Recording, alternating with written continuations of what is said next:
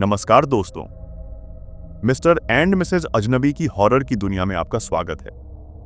काफी दिनों के बाद हम आज अपने व्यूअर्स के द्वारा भेजी एक कहानी लाए हैं। वैसे तो ये कहानी कुछ ज्यादा डरावनी नहीं है, आप इसे एक पारलौकिक अनुभव कह सकते हैं। और ये हमारी कोशिश रहेगी कि अपनी लॉयल व्यूअर्स फैमिली के अनुभव हम बाकी दोस्तों के साथ शेयर करें। ये कहानी हमें ठाणे से डॉक्टर अनिरुद्ध पाटिल जी ने भेजी है। ये उनके करियर के शुरुआती दौर की कहानी है, जब वे महाराष्ट्र के एक छोटे से गांव में काम कर रहे थे। तो ज्यादा वक्त ना लेते हुए हमारी आज की कहानी अनिरुद्ध जी के अपने शब्दों में सुनाते हैं। हमने कहानी को और रोचक बनाने के लिए अपनी तरफ से कुछ शब्द जोड़े हैं। बाकी कहानी वैसी ही है जैसी अनिरुद्ध जी ने हमें बताई थी। मेरा नाम अनिरुद्ध पाटिल है।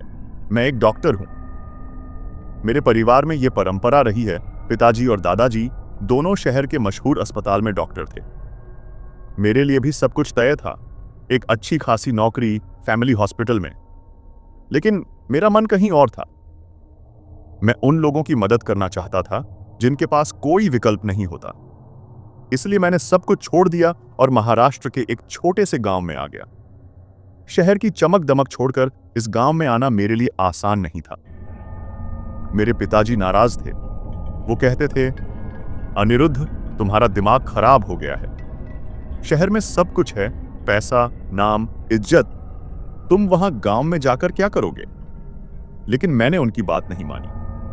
मुझे लगता था कि मेरी जिंदगी का मकसद सिर्फ पैसा कमाना नहीं है।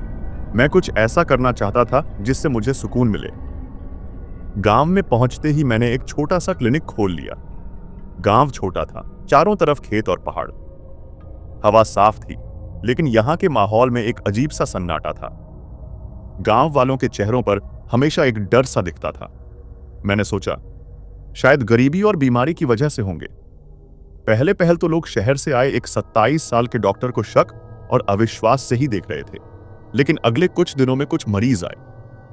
एक बूढ़ी औरत जिसके घुटनों में दर्द था, एक बच्चा जिसे बुखार था और एक किसान जिसके हाथ में चोट लगी थी। मैंने सबका इलाज मुफ्त में किया। मुझे पैसे की जरूरत नहीं थी। गांव वालों का प्यार ही मेरे लिए काफी था। पहले कुछ दिन मैंने गांव को समझने की कोशिश की। यहां की जिंदगी शहर से बहुत अलग थी। लोग सादा जीवन जीते थे। सुबह खेतों में काम, दोपहर को अपने बच्चों के साथ समय और शाम को गांव के चौक में बैठकर बातें। लेकिन एक बात मुझे अजीब लगी। गांव के पुराने हिस्से की तरफ कोई नहीं जाता था। वहां एक पतली सी पगडंडी थी जो एक पुराने घर तक जाती थी। उस घर के आंगन में एक कुआं था। मैंने एक दिन एक गांव वाले दादाजी से पूछा, वहां कोई क्यों नहीं जाता? दादाजी डरते हुए बोले, डॉक्टर साहब, वहां मत जाना। वो कुआं शापित है। सालों पहले वहां एक हादसा हुआ था। एक छोटा लड़का उसमें डूब गया और उसकी मां भी मर गई। तब से वो जगह खतरनाक है। लोग कहते हैं कि वहां भूत रहते हैं। रात को वहां से चीखें सुनाई देती हैं। मैंने हल्का सा मुस्कुराया। भूतों की बातें? एक डॉक्टर होने के नाते मैं तो इन सब में विश्वास नहीं करता। मैंने कहा, दादाजी, ये सब अंधविश्वास है। शायद कुएं का पानी गंदा होगा, इसलिए कोई वहां नहीं जाता। मैं जाकर देखूंगा। दादाजी ने डरते हुए कहा, नहीं डॉक्टर साहब, वहां मत जाना, हम सब डरते हैं। मैंने उनकी बात अनसुनी कर दी, लेकिन उनकी बातें मेरे दिमाग में कहीं ना कहीं अटक गईं। मैंने सोचा, एक बार जाकर देखना चाहिए। अगले दिन मैंने उस पगडंडी की तरफ जाने का फैसला किया। दोपहर का समय था, सूरज चमक रहा था। मैं उस पुराने घर तक पहुंचा। घर जर्जर था, दरवाजा टूटा हुआ, दीवारें काई से भरी और आंगन में वो कुआं। कुएं के पास एक अजीब सी ठंडक थी जो मुझे अंदर तक महसूस हुई। मैंने कुएं के अंदर झांकने की कोशिश की, लेकिन वो इतना गहरा था कि कुछ दिखाई नहीं दिया। मुझे कुछ समझ नहीं आया, लेकिन वहां की सन्नाटे ने मुझे थोड़ा परेशान जरूर कर दिया। वापस लौटते वक्त मैंने गांव के पास एक पीपल का पेड़ देखा। उसके नीचे एक छोटा सा मंदिर था जहां कुछ मिट्टी के दिए रखे थे। गांव वाले वहां पूजा करते थे। मैंने सोचा, यह जगह शायद गांव वालों के लिए बहुत पवित्र है। पहले कुछ हफ्तों में मैंने गांव वालों का भरोसा जीत लिया। लोग मुझे अपने परिवार का हिस्सा मानने लगे, लेकिन वो पुराना घर और कुआं मेरे दिमाग से नहीं निकल रहा था। मैंने सोचा शायद वहां कुछ है जो गांव वालों को डरा रहा है। मेरे मन में शायद कहीं एक जिद थी कि मैं गांव वालों को इस अंधविश्वास से मुक्त करवाऊंगा। मैंने अपने क्लिनिक में एक छोटा सा कमरा बनाया जहां मैं रहता था। रात को अकेले बैठकर मैं अक्सर सोचता था कि मैंने शहर क्यों छोड़ दिया। क्या मैंने सही फैसला लिया था? लेकिन जब मैं गांव वालों की मुस्कान देखता तो मुझे लगता कि हां, मैंने सही किया। गांव में मेरे दिन अच्छे गुजर रहे थे। लोग मुझ पर भरोसा करने लगे थे। लेकिन उस पुराने घर और कुएं की बात मेरे दिमाग से नहीं निकल रही थी। मैंने गांव वालों से और पूछताछ करने की कोशिश की। एक दिन मैंने एक औरत लक्ष्मी से पूछा, लक्ष्मी, उस कुएं की बात सच में इतनी डरावनी है? कोई वहां क्यों नहीं जाता? लक्ष्मी ने डरते हुए कहा, डॉक्टर साहब, आप नए हैं, आपको नहीं पता। वो कुआं, वो शापित है। वहां एक माँ और बेटा रहते थे। बेटा, जो 7-8 साल का था, एक दिन खेलते खेलते कुएं में गिर गया। माँ उसे बचाने की कोशिश में कूद गई, लेकिन दोनों डूब गए। तब से उनकी आत्माएं वहां भटकती हैं। लोग कहते हैं कि माँ भूत बन गई है और बेटा, वो मुंजिया है। मैंने पूछा, मुंजिया? वो क्या होता है? लक्ष्मी ने कहा, जब किसी बच्चे का मुंडन अधूरा रह जाए और उसकी मृत्यु हो जाए तो वो मुंजिया बन जाता है। एक अधूरी आत्मा जो मुक्ति की तलाश में भटकती है। मुझे यह सब अंधविश्वास लगा। मैंने कहा, लक्ष्मी, ये सब कहानियां हैं, ऐसा कुछ नहीं होता। लेकिन लक्ष्मी ने गंभीर होकर कहा, डॉक्टर साहब, आप माने या न माने, लेकिन हमने देखा है, रात को उस कुएं से चीखें सुनाई देती हैं। कई बार वहां एक औरत दिखती है जो कुएं के पास खड़ी रहती है। हम सब डरते हैं। उसके बाद मैंने कई लोगों से बात की। एक बूढ़े किसान ने बताया, डॉक्टर साहब, मैंने खुद उस औरत को देखा है। उसकी आंखें, वो पूरी तरह सफेद थीं। वो कुएं के पास खड़ी थी और उसके मुंह से एक अजीब सी आवाज आ रही थी। मैंने भागकर अपनी जान बचाई। एक और औरत ने कहा, मेरे पति ने एक बार उस कुएं से पानी निकालने की कोशिश की थी, लेकिन जैसे ही वो कुएं के पास गया, उसे लगा कि कोई उसे पीछे से खींच रहा है। वो चीखते हुए भागा। उसके बाद से वो बीमार रहने लगा। सबकी कहानी एक जैसी थी। कोई उस कुएं के पास जाने की हिम्मत नहीं करता था। मैंने सोचा, क्या यह सब सच हो सकता है? लेकिन मेरा तर्कशील दिमाग कह रहा था कि यह सब बस डर की वजह से है। शायद कोई बीमारी हो या कुएं का पानी जहरीला हो। एक रात मैंने खुद उस पगडंडी की तरफ जाने का फैसला किया। रात के करीब 9 बजे थे। आसमान में बादल छाए थे और हल्की बारिश हो रही थी। मैंने एक टॉर्च ली और उस घर की तरफ चल पड़ा। रास्ते में मुझे बार बार लग रहा था कि कोई मेरा पीछा कर रहा है। मैंने कई बार पीछे मुड़कर देखा, लेकिन कोई नहीं था। जैसे ही मैं उस घर के पास पहुंचा, मुझे एक अजीब सी ठंडक महसूस हुई। कुएं के पास से हवा की साए साए के साथ साथ एक हल्की सी रोने की आवाज आ रही थी। मैंने टॉर्च की रोशनी कुएं की तरफ की, लेकिन कुछ दिखाई नहीं दिया। मेरा दिल तेजी से धड़कने लगा। मैंने सोचा, शायद हवा की वजह से कोई आवाज हो रही होगी। मैंने खुद को समझाया और वापस लौट आया। लेकिन उस रात मुझे नींद नहीं आई। मुझे बार बार वो रोने की आवाज याद आ रही थी। क्या सच में वहां कुछ था, या मेरा दिमाग मुझे धोखा दे रहा था? अगले दिन मैंने दादाजी से फिर बात की। मैंने कहा, दादाजी, मैं कल रात उस घर तक गया था। मुझे वहां से रोने की आवाज सुनाई दी। दादाजी का चेहरा पीला पड़ गया। उन्होंने कहा, डॉक्टर साहब, मैंने आपको मना किया था। वो आवाज वो मां की है। वो अपने बेटे के लिए रोती है। आप वहां फिर मत जाना। मैंने कहा, दादाजी, मैं भूतों में विश्वास नहीं करता, लेकिन अगर वहां कुछ है तो मैं जानना चाहता हूं। दादाजी ने कहा, आप बहुत हिम्मत वाले हैं डॉक्टर साहब, लेकिन सावधान रहना। उनकी बातें सुनकर मैं और उत्सुक हो गया। मैंने सोचा, मुझे सच जानना होगा। कुछ दिन बाद एक रात बारिश बहुत तेज थी। बिजली कड़क रही थी और हवा की साए साए से मेरे क्लिनिक की खिड़कियां हिल रही थीं। मैं अपने छोटे से कमरे में बैठा कुछ कागज देख रहा था। रात के करीब 11 बज रहे थे। तभी मुझे दरवाजे पर एक हल्की सी दस्तक सुनाई दी। मैं चौंक गया। इतनी रात गए? इस तूफान में कौन आ सकता था? मैंने दरवाजा खोला। सामने एक औरत खड़ी थी। उसकी साड़ी पूरी तरह गीली थी, बाल उलझे हुए थे और चेहरा पीला पड़ गया था। उसकी आंखों में एक अजीब सा दर्द था, लेकिन साथ ही एक सुकून भी। उसने धीरे से कहा, डॉक्टर साहब, मेरा बेटा बहुत बीमार है, जरा चलकर देख लीजिए। मेरा दिल तेजी से धड़कने लगा। कुछ तो अजीब था। उसके कपड़े बहुत पुराने लग रहे थे, जैसे वो सालों से पहने जा रहे हों। मैंने उस औरत को पहले गांव में नहीं देखा था। फिर सोचा कि गांव की ज्यादातर औरतें घूंघट निकालती हैं, तो मैं हर औरत को तो नहीं जान सकता। वैसे भी मैं एक डॉक्टर हूं, मेरा फर्ज है किसी की मदद करना। मैंने कहा, ठीक है, मैं चलता हूं, लेकिन आपका घर कहां है? उसने इशारा किया और कहा, पुराने हिस्से में, कुएं वाले घर में। मुझे दादाजी की बात याद आई। मुझे कुछ खटक, लेकिन मैंने अपने डर को दबाया। मैंने अपना बैग उठाया, एक छाता और टॉर्च लिया और उसके साथ चल पड़ा। पगडंडी कीचड़ से भरी थी। अंधेरा इतना था कि टॉर्च की मदद से भी कुछ दिखाई नहीं दे रहा था। रास्ते में मुझे बार बार लग रहा था कि कोई मेरे पीछे चल रहा है। मैंने कई बार पीछे मुड़कर देखा, लेकिन कुछ नहीं था। करीब 20 मिनट चलने के बाद हम उस पुराने घर के सामने रुके। घर जर्जर था, दरवाजा आधा लटका हुआ, दीवारें काई से भरी और आंगन के बीच में एक पुराना कुआं। हवा में सड़ांध की गंध थी।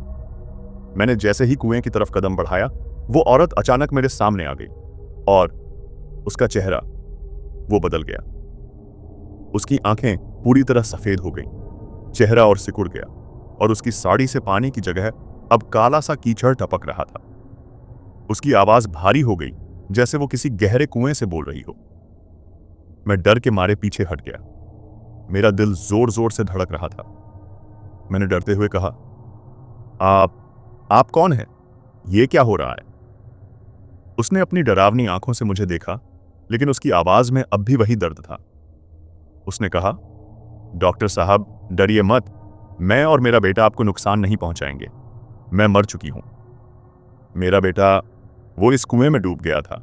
मैं उसे बचाने की कोशिश में मर गई। वो मुंजा बन गया और मैं भूत। हमारी आत्माएं यहां बंधी हैं। मैंने उसकी पूरी कहानी सुनी। उसने बताया कि उसका बेटा खेलते खेलते कुएं में गिर गया था। वो उसे बचाने की कोशिश में कूद गई, लेकिन दोनों डूब गए।